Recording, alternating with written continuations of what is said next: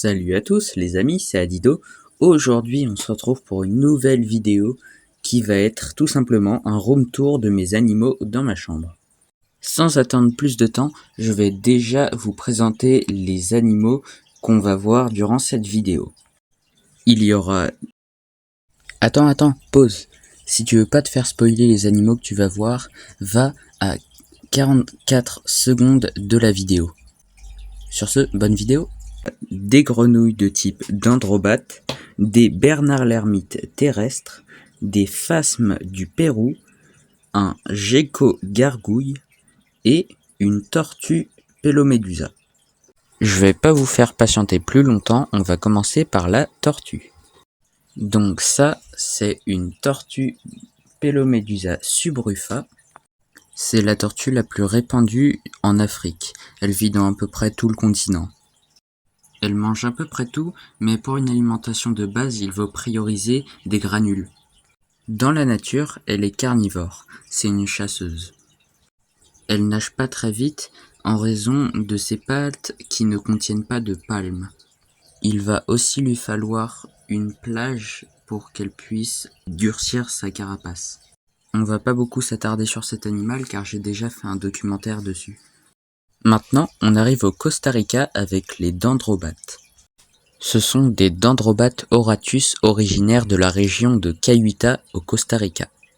Elles sont des chasseurs vives qui chassent normalement dans la nature certaines fourmis, ce qui leur donne leur poison, car dans la nature, si on les touche, elles sont vénéneuses, alors que sans ces fourmis, elles ne peuvent pas sécréter leur venin. Alors, je la nourris de drosophiles et de colamboles.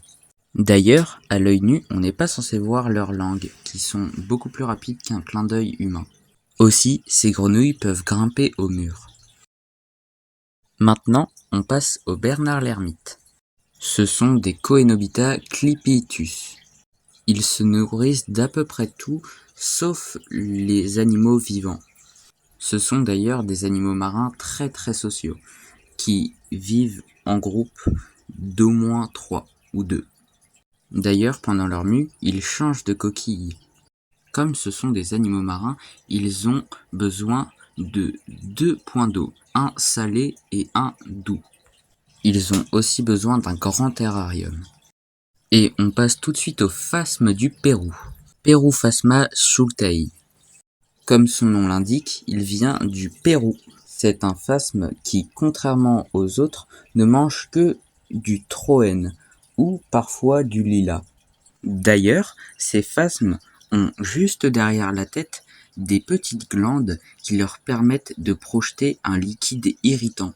Donc il faut faire attention quand on les manipule de ne pas les mettre trop proches des yeux. C'est d'ailleurs un animal qui, comme les dendrobates qu'on a vu tout à l'heure, utilise l'aposématisme, quelque chose qui consiste à avoir des couleurs vives pour montrer qu'on est vénéneux et qu'il ne faut pas nous attaquer. Et comme la plupart des phasmes, si ce n'est pas tous, il est nocturne. À sa dernière mue, lorsqu'il atteint le stade adulte, 2 petites ailes rouges lui poussent sur le dos. Alors, ces ailes ne lui permettent pas de voler, mais pour accentuer l'aposématisme, qui, du coup, terrifie encore plus ses adversaires avec des couleurs vives. D'ailleurs, cette espèce de phasme est très vive et rapide par rapport aux autres espèces de phasmes.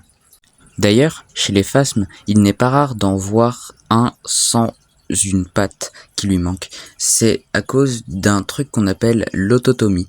Ils enlèvent une de leurs pattes pour échapper à un prédateur. Et on passe maintenant au gecko. Donc c'est un gecko-gargouille Rhacodactylus auriculatus. Il habite en Nouvelle-Calédonie. Il se nourrit de grillons et de compotes. Enfin, dans la nature, il se nourrit du nectar, mais en captivité, on donne de la compote. C'est un lézard arboricole qui peut grimper au mur. Pour se déplacer, il utilise la marche, la course ou le saut. C'est un lézard nocturne et d'ailleurs, comme pour la tortue de tout à l'heure, il a besoin de lampes UVA ou UVB. Mais comme on trouve cette source que la journée, alors il a développé une technique. il n'a juste à dépasser qu'un petit bout de son corps pour pouvoir bronzer, entre guillemets, entièrement. Aussi, il change de couleur. La journée, il est un peu fade pour se camoufler et la nuit, il est rouge. Sur ce, vous avez vu tous mes animaux. Voici la fin de ce room tour et j'espère que vous avez adoré. Si c'est le cas, vous pouvez soutenir la chaîne en vous abonnant. C'était Adido, ciao!